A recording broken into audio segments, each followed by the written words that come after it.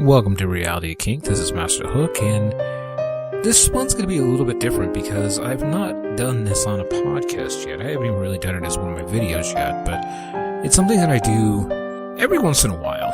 And it's actually getting on and having a decently long conversation with somebody about questions they have about the BDSM and Leather lifestyle. Pretty much mostly, what my opinions are, but I like thinking that my opinions are pretty decent, so... the gentleman I'm speaking to in this is from the Netherlands. He contacted me through FET, and I threw up the idea about recording the conversation for the podcast. So sit back and enjoy the conversation. If you have any questions of your own, you can always get a hold of me. Get a hold of me through my Gmail account. This is masterhookyt@gmail.com, or on FetLife at masterhookyt. And like I said, here's the conversation, so enjoy it, and then I'll be back with you as soon as it's over.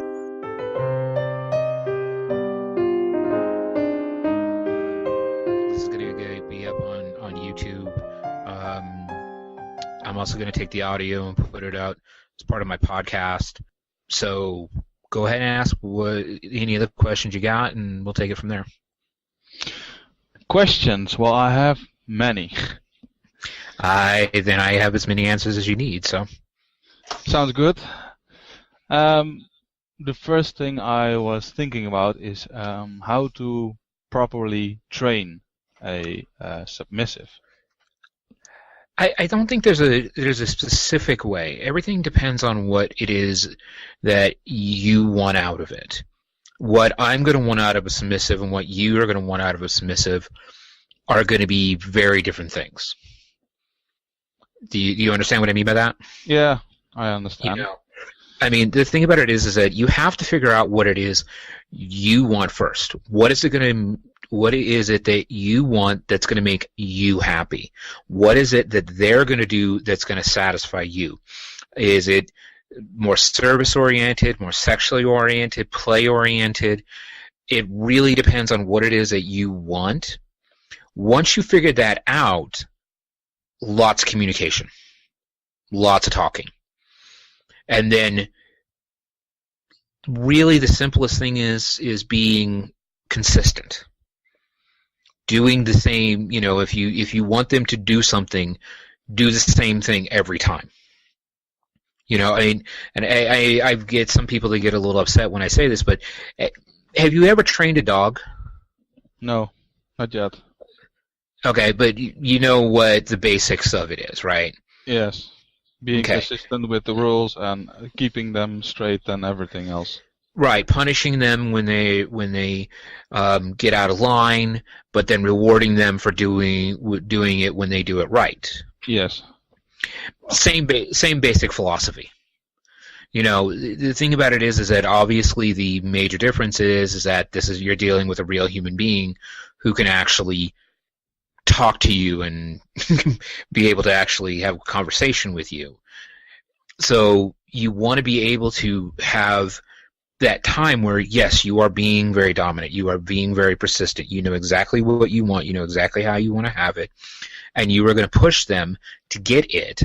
But on the other hand, you also know there's going to be times you're just going to need to sit down and talk to them as human beings. All right.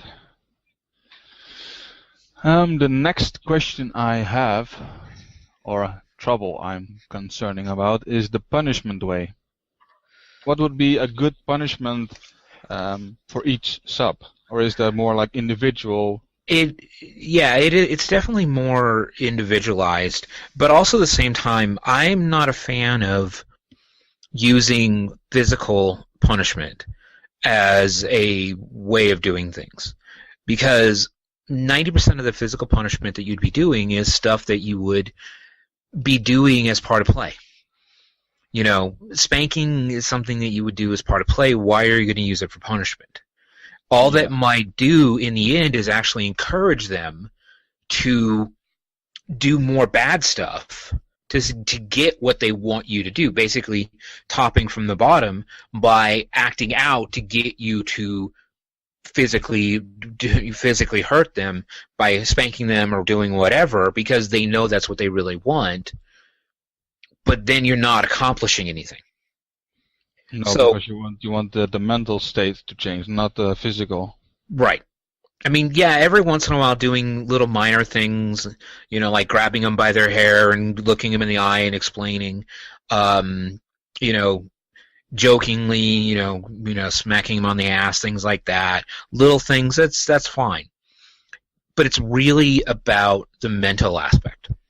It's really about getting in their head. And you can't do that with, and people outside of the community don't understand this, but you can't really do that with, with the physical aspects of it. You need to get into their head.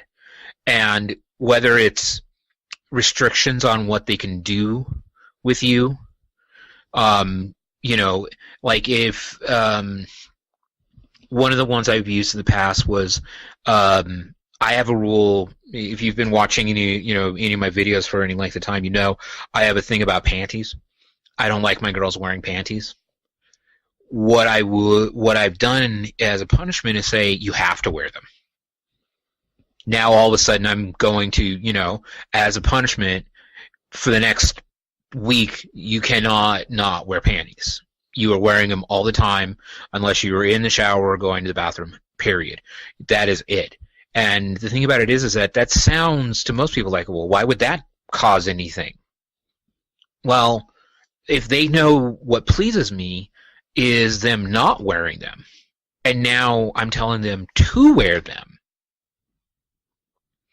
you can see where that would be, an issue, could be mentally, kind of oogie for them because they know that they're not pleasing me. Therefore, their punishment is doing something they know isn't pleasing me. Yes. That's about good enough, I guess. Yeah, I mean, like I said, I wish I can get into specifics of here. Try this method. Like I have the rice method that I did, which was like one of my very first videos. I have other little things about, like, especially if it's a long distance relationship, about cutting off communication, or they can't, if it's, they can't come over and play with me for a certain amount of time, or it's really specific about that individual. This is why you've got to get into their head. You got to get into their mind. You got to learn what makes them tick, and you can't figure that out within a day or two. This is something that takes a while to get used to. And once you get used to it, and once you get into their head and figure out what makes them tick, you can use that not only as a way to give them what they want and make it enjoyable and pleasurable and everything else, but you can also use that same information as a way to do punishment. Yes. All right. The next thing I was trying to accomplish on a sub was training her self-esteem, and I was trying to find a way, but I haven't found the right way to accomplish it. Well, the one thing you have to also keep in mind is it's self-esteem.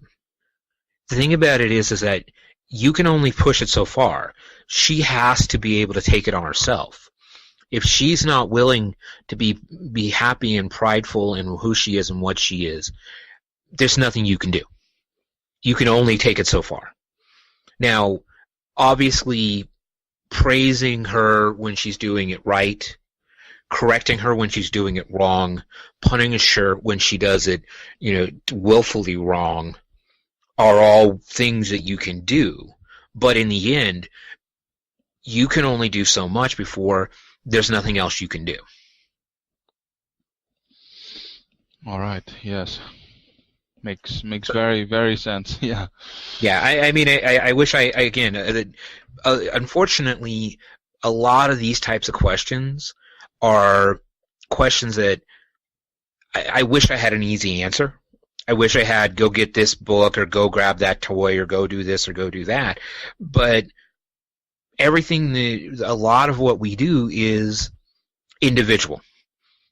The way I'm going to react to one girl when it comes to certain things is going to be very different than the way I'm going to react to it different. So you have to learn how to deal with them on an individual basis. Yes. The next thing I was wondering about is how much self-control does a dominant need or have? In one of the videos, I was listening to like, at the first stage, I recognized myself like overcompensating, trying to analyze every bit of question or action as to comparing to what result will it get. And then it was like, just do it between the lines and rules. So right. in that form, that's I'm wondering like how much control does it take or need by doing? I think you kind of have to think of it as the same way as like a trapeze artist. You've seen trapeze artists before, right? Mm-hmm. Okay, they know their limits. They know here, but the guys and the gals who are really good at it can go out and do some absolutely mind-bendingly, amazingly cool things because they know what they can and cannot do. They know where they can let go. They know where they can push. They know where all of the different lines are, and they can play within these lines and then just let go. Like I said, one of the things that I've always stated is, once you have the rules, just go for it. And don't apologize. Do what you want. Don't apologize. Because the thing about it is that no matter what happens, you are always going to be in a state of questioning yourself. I've been doing this, I just figured out the other day, I've been doing this 23 years, and I still question myself every day. I still question whether when I'm playing, if I'm doing this, is this going to accomplish what I want to accomplish? And half the time I just have to say, fuck it, and go for it. Because, if all I'm doing is sitting here going, well, if I spank her too much, or I don't spank her enough, or if I tie her up for too long, or I play with her tits too long, is that going to cause issues? Or if I don't play with them enough, is that going to cause issues? And you kind of you start trying when you start second guessing yourself, that confidence level that is needed to be at that level just goes away. You spend all your time questioning what you're doing instead of doing. You could always go back afterwards and sit down and not only talk to yourself and figure out, okay, well, with what happened, am I good with it? What did I get out of it? Did I enjoy it? Did they enjoy it? Talk to them, figure it out. But when you're in the middle of doing it, just do it. Yeah, simply let go and just do. Pretty much, yeah. Yeah. Okay. The next thing I was reading and starting to practice is bondage itself. Right. And I was trying to figure a way to practice it on a individual basis, like when I am alone. Simple things. If you want to practice simple things, like basic wraps, basic ties, things like that, do it on yourself. Do it on your thighs. Grab a piece of rope that's long enough that goes around, that you can go around your thigh a few times.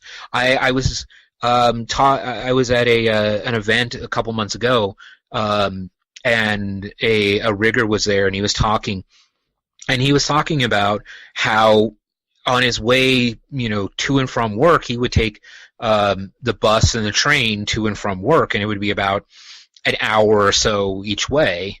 Well, for about about 2 years while he was doing that, he would just bring his rope, and while he's sitting there waiting, just hanging out, waiting for the bus to get from one place to the other, or the train to get from one place to the other, he would just use it and start doing the different knots and doing the different ways of, doing the different ties and the different columns and stuff like that on his leg.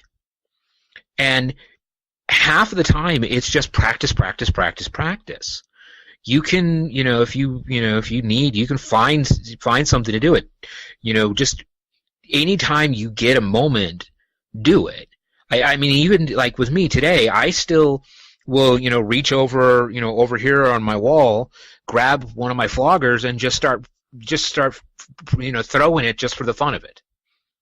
Just to keep the rhythm, just to keep myself going, just to, maybe start trying to practice a different way of doing things. So I can still learn new things, even though I've been doing it for 20 years. Yeah, that's another thing. How do you keep the progress in developing? Is that something like, I want to learn this, or just is that more like based on the submissive, like what I'm willing to train with them? Well, so this is one of the things is that gaining your skills is about you.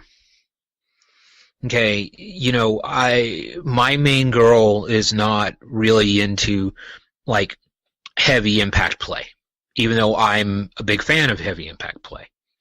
So I still take the time to learn to practice those things, even if I have no one to practice with. I can set up a target on my door and practice flogging all day long and never worry about, do I have somebody to hit? You can grab a pillow, throw it over my knee, and grab my paddles and, work, use my hand to try to figure out the best, some of the better ways to use some of the toys that I have, or even just use my hands. And so then I can then take that when I actually get somebody I can do that with, and already know my skill set. It's better to keep building your skill set regardless if you have somebody to play with or not. Yeah. Also, do you have access to play clubs around where you're at? I believe not. The town I live in is not. It's medium big, but not that rich to have clubs like that. Okay, well, do they have munches and things like that? So far, I have not found them here around. It's more like it should take around a few hours driving to be able to get to it. Well, this is something that if it's this type of place, like where I'm at it's basically a college town. It's a medium small, medium size, not a large town by any stretch of the imagination. The thing about it is that half the time, if you want to have munches, just set it up. I'm pretty sure if you're on FET, you can look and see that there's other people in your town and people around your town who are on FET. Well, invite them to a munch. Go to a cafe and sit down and enjoy some coffee and talk. And the thing about it is that can then start steamrolling into finding, not only finding people to play with, but trying to set up parties where you can go, and also you can start meeting other riggers, and you can start meeting other people who are into what you're into, and you can start trading knowledge and skills. One of my favorite things just to do is sit around the table with other DOMs and just trade knowledge. Simple technique ideas and things like that. And the more you do that, the more energy that you put towards that. I mean, it might seem like, why am I going to spend all this time to set up a munch? Well, if you're not, then who's going to? Yeah. I mean, it's one of these things of be proactive. Set up a group.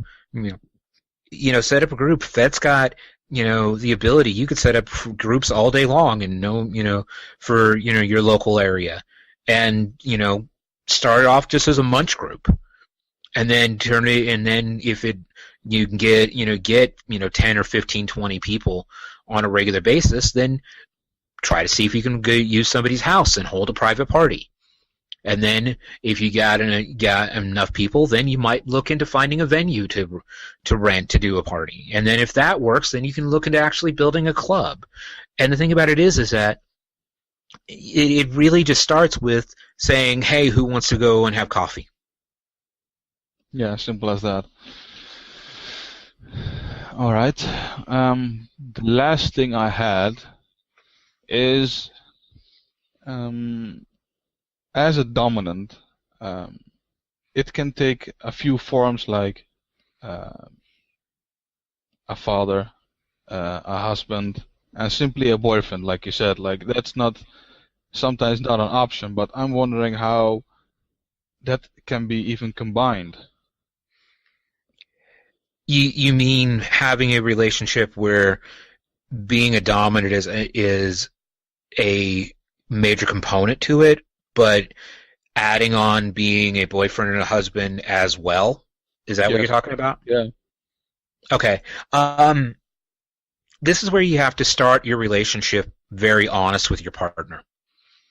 You know, saying what it is you want. You know that if you, because I trust me, I've done this mistake where I've started off as a DS relationship, a master-slave relationship.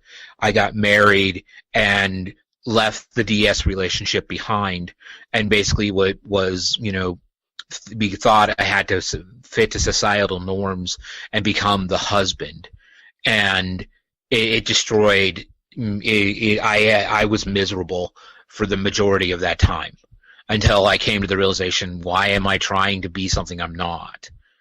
You know, and by then it was already too late. The relationship had already been, you know, it was already far gone.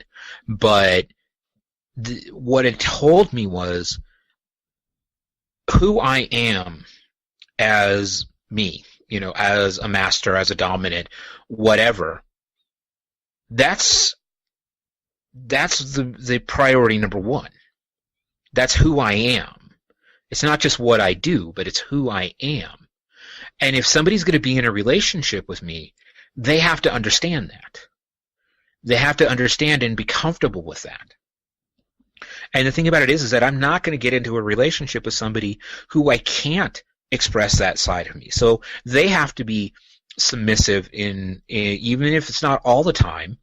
They have to be submissive the majority of the time they're in the relationship with me. And I can still go out, like I can still go out to dinner and go to the movies and go hang out with family and things like that. And as far as the rest of the world knows, I'm the boyfriend, I'm the whatever. But behind closed doors, I'm the master. I'm the dominant. This is who I am, and it's not a vanilla relationship. And no matter what society tries to tell us, that's not going to change. Who I am is not going to change. And so the thing about it is you can't walk into the relationship trying to be vanilla when you're actually kinky. You have to start off saying, I'm kinky, this is who I am, and if you can't accept it, then we cannot have a relationship. Yeah, and if that closes doors for you, then it closes doors for you. Yeah. Yes, of course. I mean, I mean, you got to keep in mind that we chose to do this. We chose to be in this lifestyle. Okay, certain aspects might have been part of our personality to begin with, but we actually made that choice to make the leap in to saying, going just beyond, being a little bit dominant in the bedroom. We actually made the choice to say, I'm going to learn how to do these play styles. I'm going to get on to Fed. I'm going to go to Munches. I'm going to go to clubs. I am going to call myself this, or I'm going to do this, or I'm going to do that. And the thing about it is that we chose to do that. But at the same point, the people that we're in a relationship with have to understand that, yes, we chose to do that, but to me, being who I am as Master Hook, it's just as real to me as being Michael Hook. Does that make sense? Yeah, it totally makes sense. It's just like it's what you are and who you are. Right. And so the thing about it is that when you get into a relationship with somebody, if they can't accept you for who you are and what you are, then why do you want to be in a relationship with them in the first place? Yeah. Yeah. So, is that all you got? Yeah, so far so good. Yeah, that's basically all I got for today. Yeah. Okay. Well, if you ever want to do this again, you know how to get a hold of me. Yeah. Okay? All right. Sure. All right. I'll talk to you later. All right. Bye. All right. Bye. Well, that was what it was, and honestly, I hope that people out there listening got something out of it. And it's like I said, this is the thing I kind of do every once in a while, where I get people just asking me a bunch of random questions that I don't really necessarily have all the answers to, but I try to make it at least sound like I know what I'm talking about. So if you have any questions, get a hold of me, and we'll take it from there. But that's it for now. Be well and safe.